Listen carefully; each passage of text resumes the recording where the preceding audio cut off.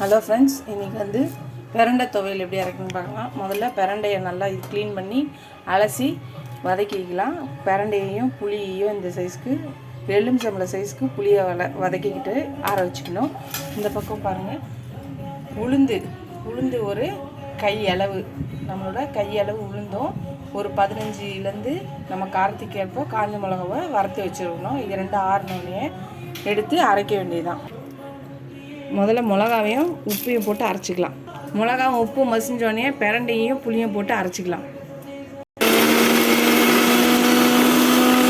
பிரண்டை கொஞ்சம் மசிஞ்சோடனே உளுந்த வறுத்து வச்சதை போட்டு அரைக்கலாம். உளுந்து கொஞ்சம் மசிஞ்சோன்னா தண்ணி ஊற்றி அரைக்கலாம். கொஞ்சம் மசிஞ்சோடனே கொஞ்சம் தண்ணி ஊற்றி அரைச்சிக்கலாம்.